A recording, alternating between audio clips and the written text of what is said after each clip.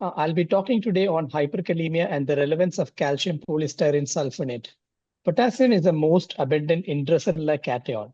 Total body potassium is approximately 3000 millimoles, with 98% located intracellularly, mainly in the muscles, and only 2% is in the extracellular fluid.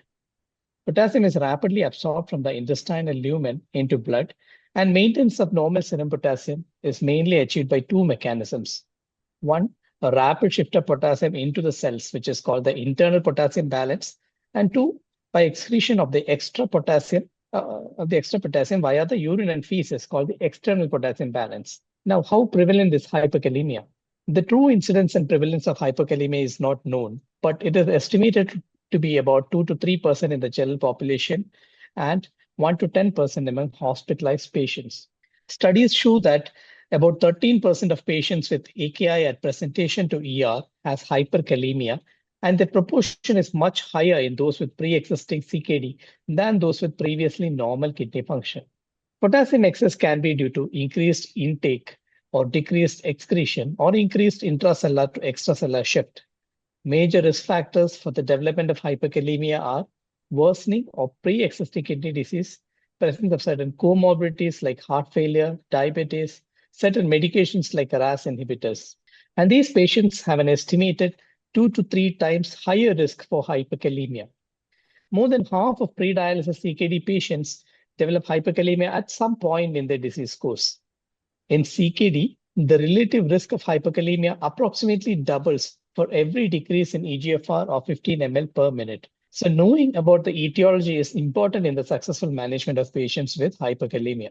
In a patient with the serum potassium 6.8 millimoles per liter and ECG changes, what is your immediate first-line intervention? A, IV calcium gluconate, B, IV insulin and glucose, C, nebulized salbutamol, D, dialysis. This is the usual pattern what we see in our day-to-day practice. Different people approach differently and depends upon the urgency. So may I request Dr. Y.S. Suraj from Rene Medicity. He is a senior consultant at Rene Medicity. Suraj, what is your comment on this and how will you approach and what will be your advice? Suraj, please. This is what we commonly see in our clinical practice. This is what we do. So whenever there is a hyperkalemia, so we get an ECG done to see whether there are any cardiac, whether there are any ECG changes. So since this patient has got ECG changes, the first line will be calcium gluconate because that is the fastest acting modality, and that is the one which is going to take care of your myocardium. So all the other modalities, that is IV insulin and glucose and nebulization, they takes about 30 minutes to start functioning well. And the calcium gluconate stabilizes the myocardium so that no arrhythmias occur. And dialysis, unless the patient is on dialysis or unless there is a treatment refractory hyperkalemia, there is no role right now in this patient. Suraj, will you look into acidosis as well? Because we are just interested in that also. Your opinion on acidosis, blood gas, and hyperkalemia, and simultaneously treating that also. Yes, sir. Means whenever there is a hyperkalemia, ideally you should do a blood gas analysis also. If there is a metabolic acidosis, we need to treat because metabolic acidosis causes the shift of potassium outside the cell into the blood. So whenever we correct that, so that shift occurs reverse in the reverse direction, and hyperkalemia improves. Thank you, Suraj, very much. The classical physiology teaching is that potassium stops the heart in diastole and calcium stops the heart in systole. Jaison, please continue with. Now let me explain more using a case scenario. So here we have a 68-year-old gentleman with diabetic kidney disease. His CKD stage 3B, A3. He is on ramipril, spironolactone, and metformin. So he presents to the ER with fatigue and muscle weakness for 3 days. His labs show a potassium of 6.8. His eGFR was 38 and bicarb was 18. So he has CKD, metabolic acidosis. He is on drugs causing hyperkalemia. Now, this is a classical presentation of hyperkalemia. So in this case, a 12-lead ECG was taken and it showed peak T waves. Now, why does this happen? So there is a concentration gradient between intracellular and extracellular potassium, which is maintained by the sodium potassium ATPase pump. And this pump continuously pumps sodium out and potassium into the cell. This pump keeps the intracellular potassium high and extracellular potassium low, thus maintaining the normal resting membrane potential, which is minus 90 millivolts. So this normal resting membrane potential is necessary for the normal function of excitable cells in the nervous system, the skeletal muscle, and in the heart. So we might remember this from our physiology days. Now, when there is hyperkalemia, the resting membrane potential is less negative, meaning there will be depolarization. So here you can see an yellow arrow pointing up towards the threshold. So when there is depolarization, cells become more excitable initially, but later on become less excitable due to inactivation of sodium channels. Now, this partial depolarization has effects on cardiac conduction, leading to ECG changes, which we see in hyperkalemia, like peak T waves, widened QRS, and in severe cases, the loss of P wave resulting in sinusoidal waves. So this can also affect the skeletal muscle, causing muscle weakness, often starting distally at lower extremities, and can eventually progress to the trunk and can even lead to flaccid paralysis, sometimes resembling GBS. In short, hyperkalemia disrupts the normal excitability and conduction in excitable tissues, which is why it is a true medical emergency. However, ECG changes are not perfectly reliable. So a normal ECG should not reassure you if the potassium is high, because up to 50% patients can have life-threatening hyperkalemia with minimal ECG change. This is why we treat based on both the potassium level and the clinical context, and not just the ECG. Before we go into how to manage the case of hyperkalemia, let's see how diet is linked with hyperkalemia. So this is a study which was published in the AJKD. So this study shows a real relationship between dietary potassium intake and serum potassium levels in CKD patients. As you can see, although there is a statistically significant correlation, the correlation is pretty weak. So dietary intake explains only 2% of the variation in serum potassium. This means that for most of our patients, how much potassium they eat is far less important than their kidneys' ability to excrete it. And other factors like medications, acidosis, and insulin resistance could also play a role. A study by Alun and colleagues published in the American Journal of Medicine in '93 demonstrated that when patients consume potassium together with together with carbohydrates, the resulting insulin release helps drive potassium into cell. This is called extrarenal disposal of potassium load. Now, this slide again shows that not all potassium is the same when it comes from different foods. So even though the potassium molecule is identical, plant-based foods, which are high in fiber and carbohydrates, help the body handle potassium better. They promote shifting potassium into cells and increasing its excretion through stool. In contrast, meat-based foods tend to raise potassium more and are low in fiber. This is one reason why modern dietary recommendations for CKD and dialysis patients are becoming less restrictive on fruits and vegetables, as long as they are eaten as part of a balanced meal. In a patient with CKD and potassium is 5.8 on RAS inhibitors, what is your usual approach? A, stop RAS inhibitor. B, reduce the dose. C, add a potassium binder. D, both B and C. This is a common scenario where you have to continue ARB, ACI, or MRA for the medical condition, and a K binder also may have to be used simultaneously if there is significant hyperkalemia. We have Dr. Jitu Kurian from Pushpagiri Medical College. He's an associate professor there.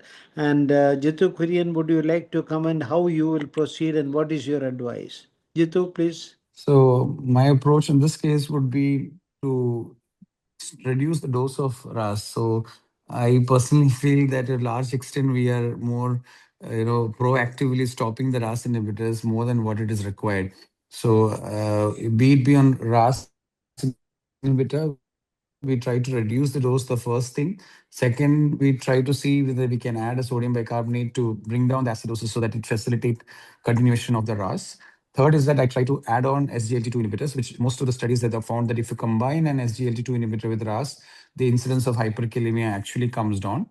And most importantly, counsel the bystanders and the patient regarding a potassium restricted diet and ask for a close monitoring. So unless the potassium is more than 6, I usually don't stop the RAS inhibitor. And also we try to review the chart to see if there is any potassium, other drugs which can contribute, for example, a beta blocker, or if the patient is on a mineralocorticoid receptor antagonist or a potassium sparing diuretic, or drugs like cotrimoxazole, which we usually give for antiprotein. I mean, when you give the steroids as a prophylaxis for PCP.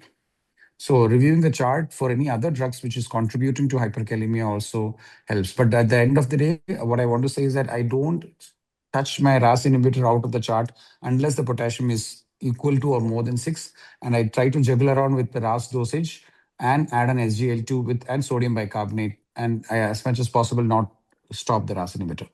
Thank you, Jitu. You very well emphasized the need to continue the treatment while potassium is high, maintain that also, and the advantage of adding SGLT2I along with this. Thank you very much. Jason, please continue. Now let's come back to our case. So how do we manage this case? So the first step, as Dr. Suraj has mentioned, is to stabilize the cardiac membrane, thus protecting the heart from dangerous effects of high potassium. So this is done using calcium gluconate mostly. It can also be done using calcium chloride. So this calcium gluconate works within 1 to 3 minutes. This does not lower potassium and only stabilizes the cardiac membrane. So get an ECG for any patient with a potassium more than 6. And if ECG changes are present, or if even there is no ECG changes, but potassium remains above 6.5, it is better that we administer calcium. So this dose can be repeated after 5 minutes if ECG abnormalities persist. The second step, once we stabilize the cardiac membrane, is to shift potassium into the cells. This is a fast but temporary effect. So the goal here is to rapidly lower serum potassium to prevent immediate complications. So the various options are using insulin dextrose. Now this is the most commonly used approach, and this is one of the fastest. It reduces potassium within 10 to 30 minutes, and the effect lasts for about 2 to 4 hours. Then we can use beta-2 agonists like salbutamol, which acts within 30 minutes and lasts for 2 hours. Sodium bicarbonate can also be used, especially in cases where there is acidosis. Now, the definitive treatment is always removal of the potassium from the body. So there are various options for this. We can use cation exchange resins and loop diuretics, especially if the patient has a renal reserve and urine output.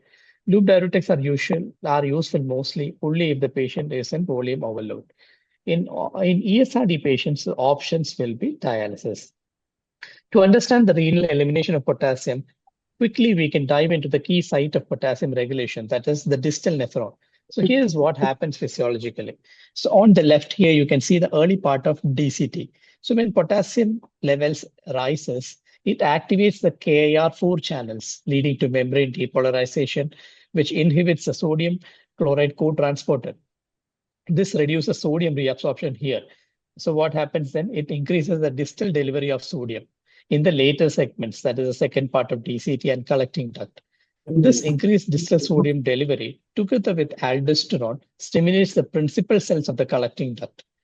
Sodium enters through the ENaC channels, creating a negative charge in the lumen. So this negative charge drives potassium secretion through the ROMK channels and the MAXCK channels into the urine. Thus, aldosterone plays a central role by increasing ENaC and ROMK activity. It basically increases the volume, increases the potassium secretion capacity. Now, this meta-analysis from European Heart Journal in 2018 clearly shows why hyperkalemia is so dangerous. You can see all these graphs are classical U-shaped graphs. So the lowest which shows the mortality. So the lowest mortality risk, if you see, is when the potassium is between 4 and 5. So both low and high potassium levels. So these are low potassium levels, these are high potassium levels. Both low and high potassium levels increase mortality. Hence, it's important not only to treat hyperkalemia in our patients with CKD and heart failure, but also to prevent it. Now, this is another study published in the American Journal of Nephrology. It shows that in ESRD patients, as potassium levels increase, the hazard ratio or mortality levels increase. So here you can see the hazard ratio. Here you can see the potassium levels. And we see that when the potassium level is above 5.8, there is a 30% increase in mortality. And if you look at the cardiovascular mortality on this side, there is a significant risk when potassium level is above 6. So now this is, usually 90% of potassium excretion is done by the kidneys. But in ESRD, the capacity of potassium excretion decreases, as we know, by the kidneys.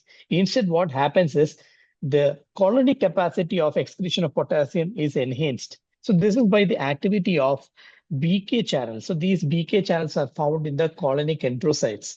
So in CKD, what happens is there is an accentuation of these BK channels. So it's always important that we maintain bowel function and prevent constipation in CKD. So if there are patients with CKD, when we give them laxatives, that also stimulates the BK channels, helping in potassium excretion. Hyperkalemia and metabolic acidosis. So we know that the kidney maintains acid-base balance.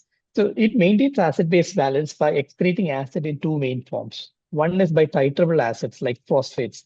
Second is by ammonia generation. So the ammonia generation is a major adaptive mechanism when acid load increases. So ammonia production occurs mainly in the proximal tubular cells. So how does it occur? It occurs via glutaminase enzyme. So ammonia combines with glutaminase enzyme, which leads to the formation of ammonia. So ammonia combines with H+ in the urine to form ammonium, which is excreted.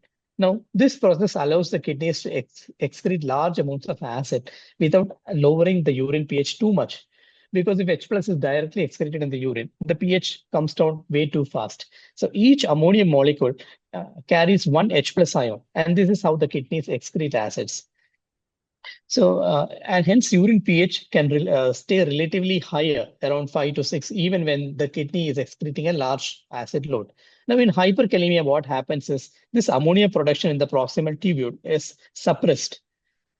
So when there is high extracellular potassium, there is depolarization of the proximal tubular cells. And this depolarization inhibits the enzyme glutaminase. So there will be a reduced glutaminase activity.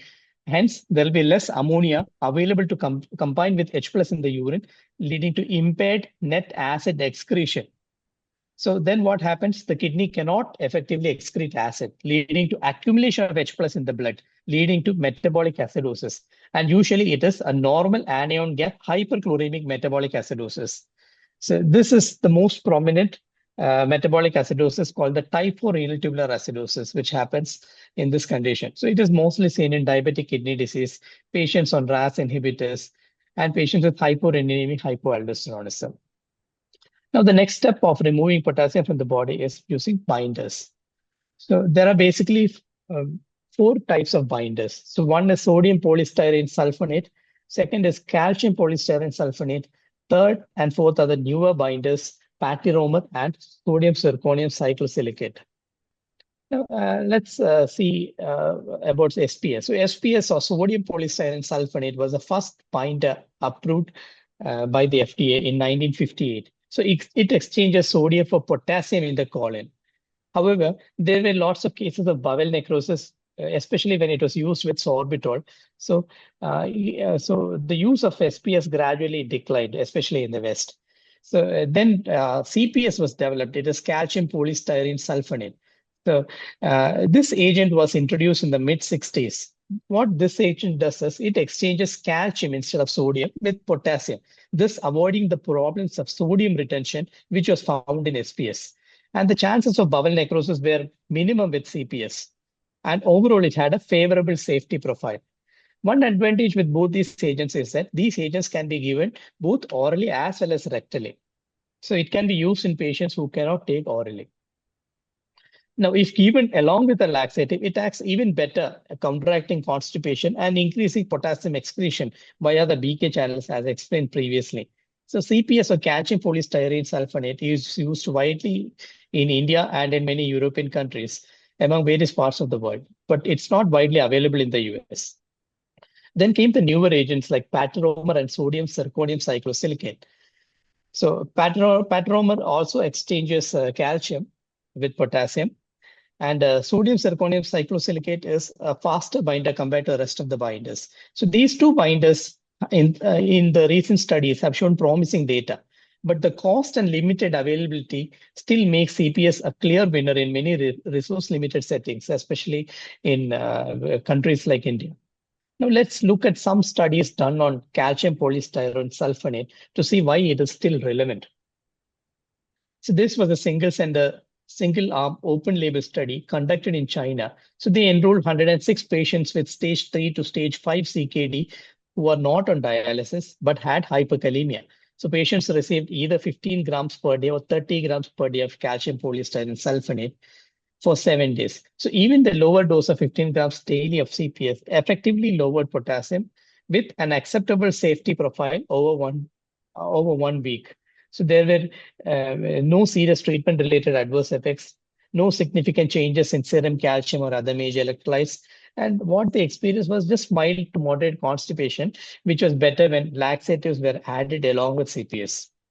This supports the clinical usefulness and safety of CPS, especially in settings where cost and availability are important considerations. Another important real-world study comes from Japan, done by Nakayama and colleagues. So this was a retrospective study that compared sodium zirconium cyclosilicate versus calcium polystyrene sulfonate in patients with CKD. So after using propensity score matching to balance the two groups, the results were announced. So what they found was there was a slightly greater reduction in potassium when sodium zirconium cyclosilicate was used compared to CPS. But CPS was not far behind, and there were no safety signals with CPS. So the bottom line from this study is cost and accessibility still make CPS or calcium polystyrene sulfonate a relevant option in many settings. So we know that patients with CKD are at higher risk for development of hyperkalemia, and CPS has many practical advantages, considering that it's often much cheaper, and not every patient needs or can afford novel binders. Excellent global availability, especially which is especially important in developing countries and in public hospitals. So CPS or calcium polystyrene sulfonate did not have any systemic absorption in many studies done, and it has a good safety profile and can be used orally and rectally. So especially in acute settings when patients cannot take oral medications, the rectal use wins over. So it also has a long track record of clinical use because we know that it was introduced in the 60s. For selected patients, stable mild hyperkalemia, post-sensitive patients, CPS is still a reasonable. CPS meaning calcium polystyrene sulfonate is still a reasonable and a responsible choice. Thank you.